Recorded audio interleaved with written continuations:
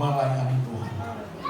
Terima kasih Tuhan, urapi kami semua sehingga kami benar-benar pulang dengan penuh dengan kasih Tuhan. Dalam nama Tuhan Yesus kami sambut firman Tuhan. Haleluya. Amin.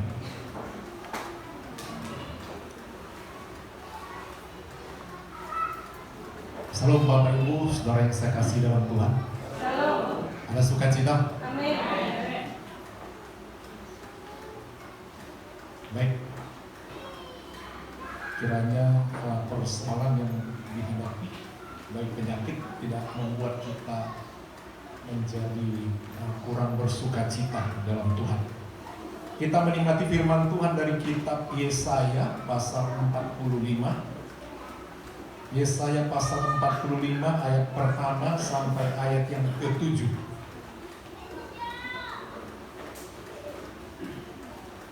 Kitab Yesaya pasal 45 ayat pertama sampai ayat yang ke-7. Mari kita bangkit berdiri, kita baca bergantian.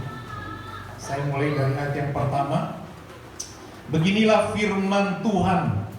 Inilah firmanku kepada orang yang kuurapi, kepada Kores yang tangan kanannya kupegang, supaya aku menundukkan bangsa-bangsa di depannya dan melucuti raja-raja, supaya aku membuka pintu-pintu di depannya, dan supaya pintu-pintu gerbang tidak tinggal tertutup. Aku sendiri hendak berjalan di depanmu, dan hendak meratakan gunung-gunung, hendak mengerjakan pintu-pintu gembala, dan hendak mematahkan hal-hal sisi. Aku akan memberikan kepadamu harta benda yang terpendam dan harta kekayaan yang tersembunyi, supaya engkau tahu bahwa akulah Tuhan Allah Israel yang memanggil engkau dengan namamu. Oleh karena nama tidak putus asa, maka aku memanggil engkau dengan namamu, menggelari engkau sekalipun engkau tidak mengenal aku. Akulah Tuhan dan tidak ada yang lain, kecuali aku tidak ada Allah. Aku telah mempersenjatai engkau, sekalipun engkau tidak mengenal aku. Supaya orang tahu dari terbitnya matahari sampai terbenamnya, bahwa tidak ada yang lain di luar aku. Akulah Tuhan dan tidak ada yang lain. Yang menjadikan terang dan menciptakan gelap, yang menjadikan nasib mujur dan menciptakan nasib malam. Akulah Tuhan yang membuat semuanya ini. Puji Tuhan, silakan duduk. Yang berbahagia adalah mereka yang mau mendengar firman Tuhan dan mau renungkan dan melakukannya. Saudara pernah ditolong oleh orang yang tidak terduga? Pernah? Satu kali Bapak Gembala pulang mengajar di kampus Putra Batam Nagoya. Kebetulan ada tugas sehingga agak malam pulangnya. Turun di jalan Bukit Daeng, motor mogok. Kegelapan, cuaca pun ya tidak baik. Aduh, ini kalau mendorong sejauh ini sampai ke Batu Haji, bengkel pun tidak ada. Ya, sudah pernah Pak Gembala saksikan itu. Tak lama kemudian datanglah motor muda-mudi boncengan. Ya, dia langsung menawarkan, "Pak, mogok ya Pak?" "Iya." "Ya, di mana tinggalnya?" "Batu Haji Kapling, Sabulung Jaya." "Mari Pak, saya bantu." Dikatakannya, dan dengan kakinya sambil bonceng ceweknya, dia dorong, sudah sampai ke sini. Udah sampai ke sini, sana rumah saya. Seperti itu. Saudara, bangsa Israel ditolong Tuhan bukan karena orang itu baik. Rupanya kebaikan daripada leluhur orang-orang tua kita yang baik bisa mempengaruhi untuk keturunannya. Tuhan pernah berjanji kepada Abraham, Ishak dan Yakub. Yakub artinya diganti namanya menjadi Israel. Jadi kalau dibilang Israel itu ya keturunan Yakub. Pernah Tuhan berjanji bahwa orang itu adalah, ada perjanjian Abraham. dengan Tuhan bahwa perjanjian itu kekal. Dia tidak akan tinggalkan. Kalaupun satu kali keturunan yang begitu banyak itu berbuat dosa atau pelanggaran atau menjadi dibuang Tuhan, Tuhan akan menyelamatkan dan menarik mereka kembali. Karena perjanjian itu Tuhan ingat. Walaupun Abraham sudah jauh tidak ada, Yakub tidak ada lagi, yang ada keturunan yang begitu banyak, dan mereka mulai meninggalkan Tuhan. Akhirnya Allah membuang mereka ke Babel. Tuhan tidak menemukan seorang pun yang layak untuk dipakai membebaskan. Semua sudah kacau. Tapi mengingat perjanjian Tuhan pada Abraham, aku akan memberkati engkau, keturunanmu akan banyak, dan lain sebagainya. Tapi kalau engkau ingkar daripadaku, engkau akan kubuang. Benarlah Tuhan buang. Saudara, Tuhan itu kalau baik, baik sekali. Tapi kalau lagi sangat marah, tidak ada istilah kasihan. Ya, semuanya dia tega lakukan, itu Tuhan. Jadi ketika melihat bangsa Israel tidak ada yang berbuat baik lagi di tanah Babel, pembuangan itu, maka datanglah firman Tuhan melalui Nabi Yesaya, juga melalui Nabi Yeremia. Tapi kita melihat di sini bagaimana satu nubuatan melalui Nabi Yesaya, dia memerintahkan bahwa dia harus berbicara kepada orang yang tidak kenal Tuhan. Tadi yang menolong Bapak Gembala bukan orang Kristen. Dia tidak saya kenal dan dia juga tidak mengenal saya. Tetapi Tuhan bisa menggerakkan orang untuk menolong seseorang. Tuhan bisa menolong seseorang yang tidak kita duga-duga. Mungkin dalam kelompok kita ada banyak orang Kristen yang kita lihat ada kemampuan untuk bisa menolong kita ketika kesulitan, tetapi itu bisa tidak ada yang peduli, tidak ada yang mau menolong walaupun mampu. Nah, ketika seperti itu, ketika kita sangat kesulitan, Tuhan bisa menggerakkan siapa saja untuk menolong. Bahkan orang yang tidak kenal Tuhan. Tidak kenal Tuhan. Dalam konteks ini Kores adalah raja dari negeri Persia. Mereka penyembah berhala. Dan latar belakang daripada Raja Kores ini, saudara, dia adalah anak yang tidak diperhitungkan. Orang tuanya adalah raja di Media. Raja di Media. Tapi ketika dia lahir, karena mereka suka meramal. Dan menurut penanggalan ramalan bahwa anaknya ini, Kores, akan membawa petaka kepada kerajaan Media. Setelah diteliti lahirnya, bagaimana bentuknya, ini akan membawa sial. Kalau dia nanti di dalam kerajaan ini menjadi raja, dia akan kacau, akan hancur kerajaan Media. Akhirnya dia dibuang. Sampailah dia ke daerah kerajaan Persia, luntang-lantung. Tapi Tuhan berbicara lain. Dia diberkati terus di sana, dan akhirnya dia menjadi raja. Enggak raja di tempat ayahnya, tapi raja di tempat lain di Persia. Dia tidak mengenal Tuhan. Tapi satu kali datang firman Tuhan, Tuhan mau memakai dia.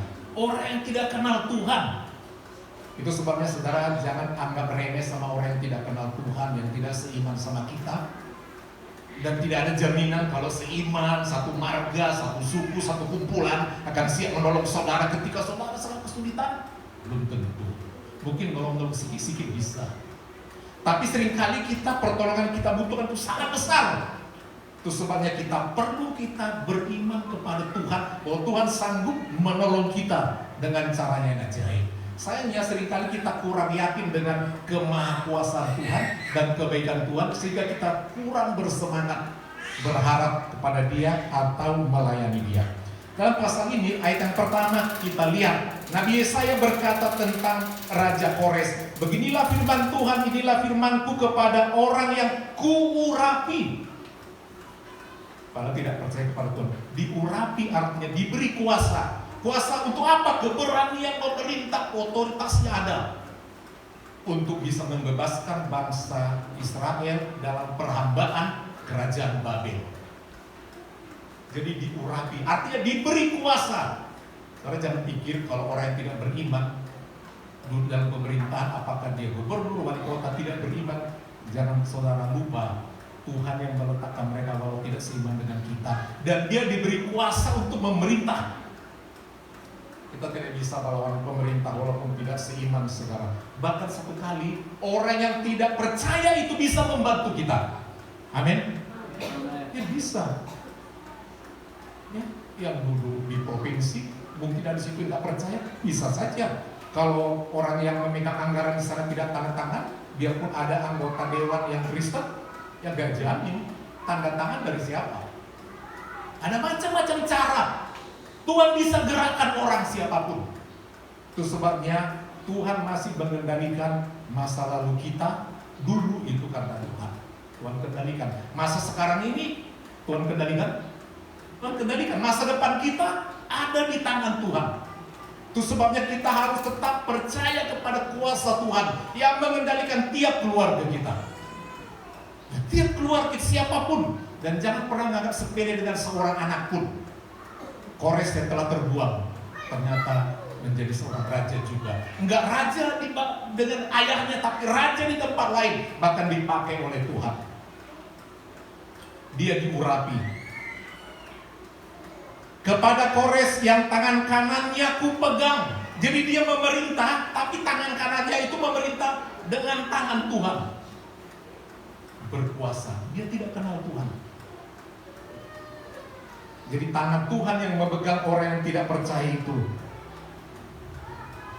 Supaya aku, jadi yang berkuasa itu bukan Koresnya tapi Tuhan, karena tangan Tuhan memegang tangan Kores. Kemudian aku menundukkan bangsa-bangsa di depannya. Melalui Kores, Tuhan menundukkan bangsa-bangsa.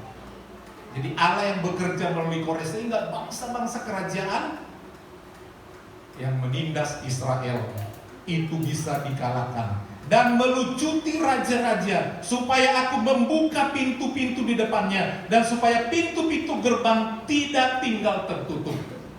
Karena kerajaan Babel itu ada pintu-pintu dari baja, kira-kira 100. Semua itu tertutup, nggak boleh keluar.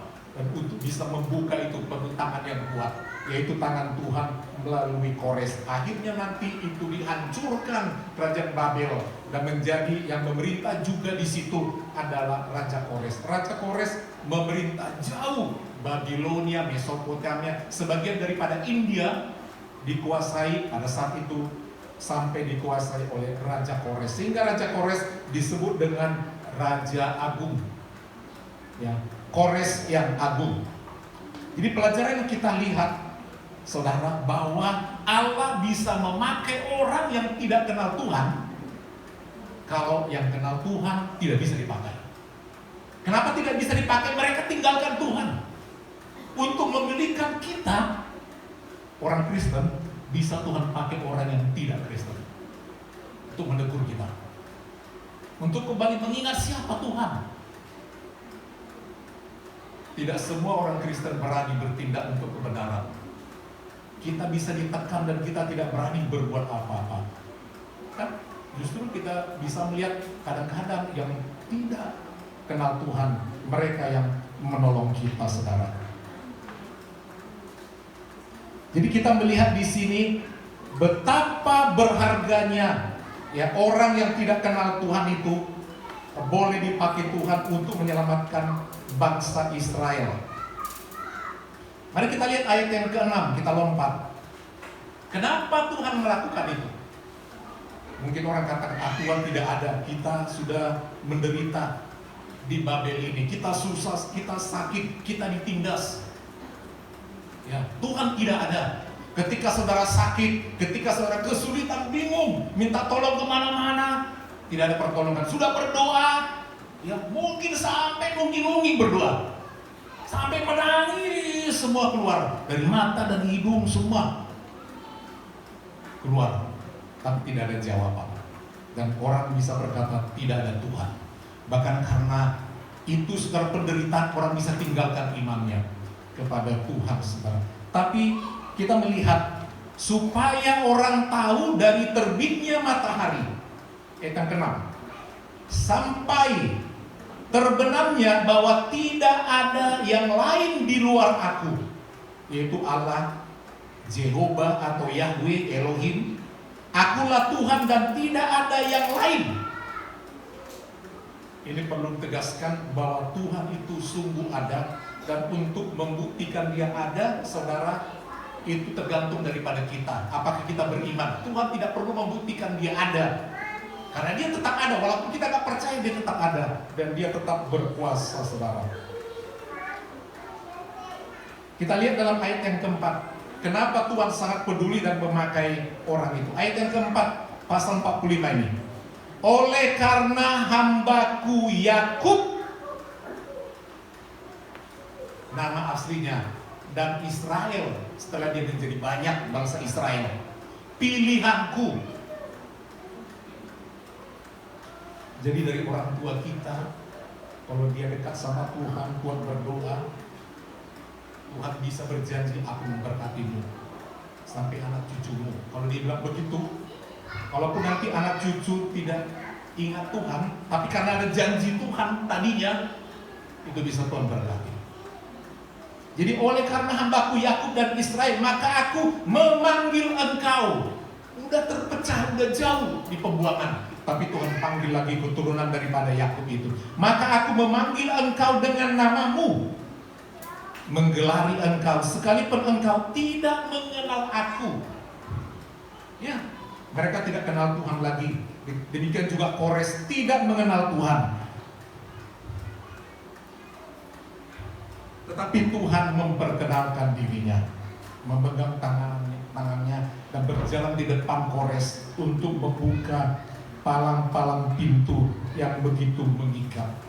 Saudara, poin yang pertama yang mau kita ingat adalah kalau saudara menolak untuk dipakai Tuhan untuk menjadi berkat, tidak berarti pekerjaan Tuhan itu akan terhambat.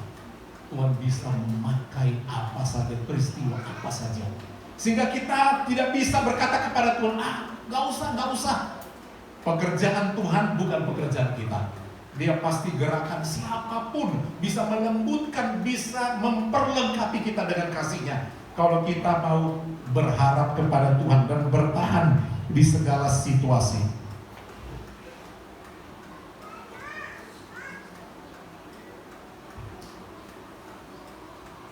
Jadi perlu kita mengakui keberadaan Tuhan. Ayat 6 tadi, supaya orang tahu.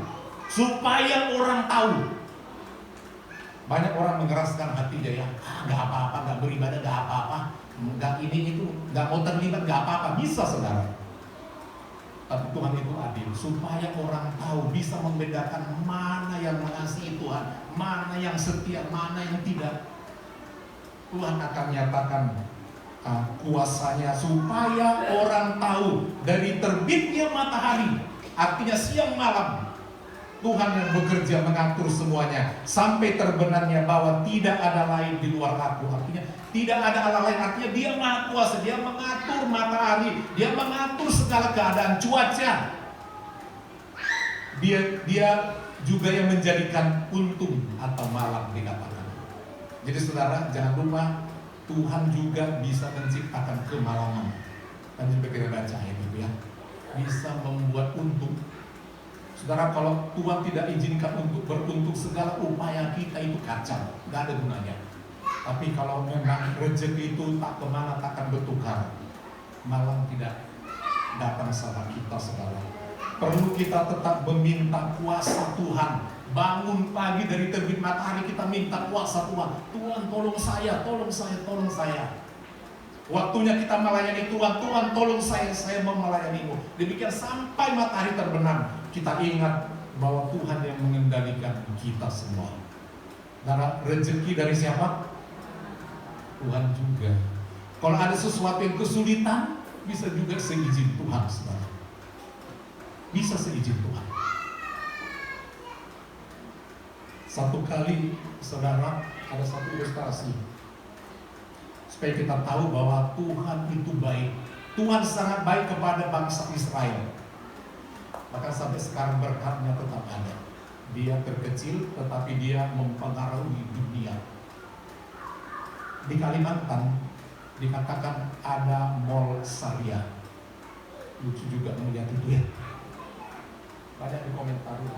Jadi yang melayani di mall itu mesti berpakaian syari. Kalau yang laki-laki mesti berjenggot, berjambang, harus cingkrang celananya, pakai songkok. Yang perempuan juga seperti itu. Padahal daerah Singkawang itu adalah daerah yang paling toleran, paling aman. Justru yang mengkritik tentang hadirnya mall, jadi yang melayani semua serba tertutup, pakaiannya seram juga begitu ya. Padahal mewah bagus mall itu. Yang mengkritik ada salah satu ya petinggi agama mereka, dia Keribu, yang suka katakan bodoh sekali. Itu kan daerah yang sangat toleran, terus harus pakai seperti itu. Apakah nanti berharap yang membeli juga pakai seperti itu?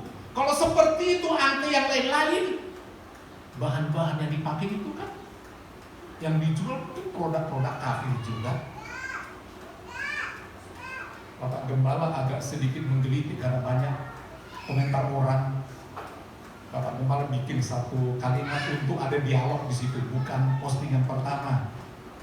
Kalau begitu, kalau kesana juga mereka itu mestinya naik onta, jangan naik mobil buatan Jepang. Masih komentar seperti itu. Jadi saudara, ya bisa terjadi seperti itu. Tapi ketahuilah saudara, apapun yang terjadi, walaupun itu menjadi satu rintangan, mari kita mengingat bahwa Tuhan masih mengendalikan segala situasi. Amin. Walaupun banyak kesulitan di mana-mana, kekristenan ditekan, ya ditutup gereja, dilarang ini, bahkan sekarang ini lagi beberapa sekolah Kristen dilarang buka. Ini mengerikan sekali. Itu juga dikomentari sama pemimpin agama mereka. Memang terbukti kualitas nomor 1 terbaik sekolah-sekolah Kristen, dan orang-orang kita yang penting di negara ini menjadi pejabat tamatan sekolah Kristen, universitas Kristen. Kata mereka juga, bodoh kali kalian tutup itu, kalian iri, dikatakan mereka juga yang komentari. Jadi ketahuilah, yang membela kita, kalau kita tidak mau membela kita, orang lain juga bisa Tuhan pakai membela kita. Amin. Betul, jadi kita tidak perlu menyerang saudara. Satu kali ada 2 orang, ini pentingnya beriman, percaya bahwa Tuhan itu baik. Supaya tidak ada jemaat yang merasa, aduh kenapa ini Tuhan, kenapa masalah ini, kenapa masalah ini. Saudara, di balik semuanya itu Tuhan masih ada. Amin. Amin. Di balik semua masalah yang ada pada jemaat, apakah itu sakitnya seberat apapun, Tuhan itu masih ada. Nomor 1. Tuhan itu masih ada. Satu kali ada orang yang beriman, saudagar kaya, di salah satu daerah. Dia punya teman yang tidak beriman, tidak percaya akan adanya Tuhan. Mereka bersahabat. Sementara orang yang beriman ini, orang yang saleh ini selalu menyaksikan kebaikan Tuhan. Kebaikan Tuhan, semua kebaikan Tuhan, Tuhan itu baik. Dia selalu bilang begitu. Mereka satu kali berdagang jauh melewati beberapa kampung. Dari kampungnya mereka mengendarai kuda masing-masing. Kemudian mereka membawa barang-barang berharga untuk dijual. Karena itu melewati beberapa perkampungan, mereka harus membawa obor untuk bisa penerang dan juga untuk penghangat mereka melewati malam. Namanya saudagar, mereka pergi jauh untuk menjual dagangan mereka. Mereka naik kuda, mereka membawa barang-barang berharga, mereka membawa seekor ayam jantan, ayam jago yang harganya sangat mahal. Ini pasti disukai orang kota. Dalam perjalanan mereka melewati beberapa kampung. Ketika mereka masuk di satu kampung, jelang sore, wah, mereka butuh menginap dulu kita di kampung ini. Sebab beberapa kampung lagi kita akan lewati untuk ke kota, untuk bisa kita menjual dagangan kita. Akhirnya mereka pun masuk. Mereka mulai meminta tompangan, menompang untuk menginap. Betul di pintu ini untuk satu kampung atau desa, jadi hanya beberapa penduduk. Ditanya, boleh menumpang menginap, nanti kamu bisa bayar. Tidak ada satupun yang mau menerima. Tidak ada satupun. Semua merasa takut, ini orang asing. Jangan-jangan nanti ada apa-apa. Tidak ada tempat, tidak ada tempat. Akhirnya mereka pun mencari tempat perlindungan ke hutan. Mereka masuk sedikit ke dalam hutan, menyalakan obor mereka untuk penerang, untuk penghangat.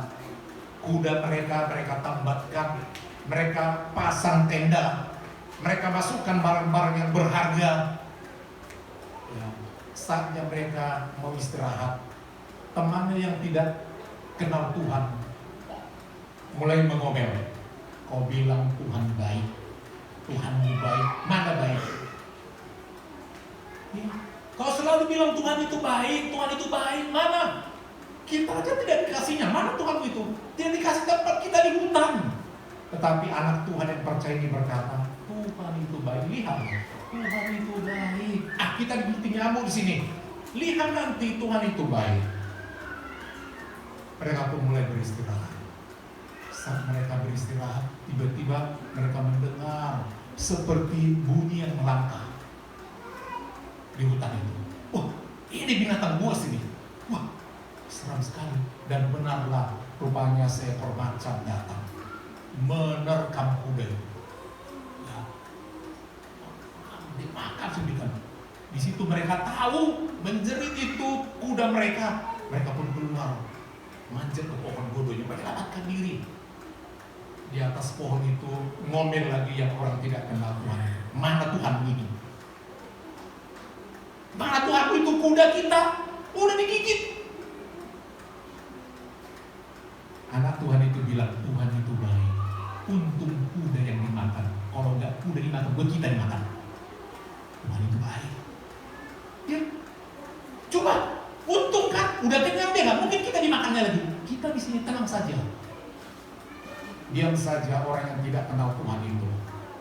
Dan kemudian setelah itu macan itu pergi, mereka turun. Mereka mencoba mendengarkan diri istirahat. Kemudian mereka lupa, ya, karena di hutan susah mengetahui kapan terang, kapan pagi. Ayam mereka pun berkokok dan mereka pun bangun. Ayo, kita sudah lapar ini. Ayo kita ke kampung dulu, ke perkampungan, mencari makan, bawa uang kita. Ya, tinggalkan barang-barang di situ, kemudian mereka pergi. Waktu mereka masuk ke kampung, kampung itu udah porak-poranda. Semua porak-poranda. Apa aku bilang? Tuhan itu baik. Untung kita enggak diterima. Kalau sempat kita diterima di kampung ini, udah dirampok juga barang-barang kita. Semua harta kita tidak ada lagi. Tuhan itu sangat baik.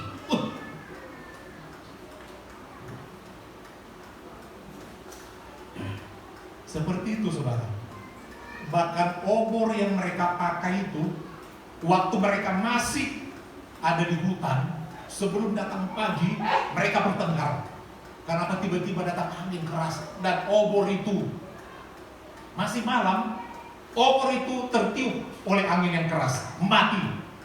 Dalam kegelapan itulah untunglah ayam itu berkokok, mereka boleh keluar.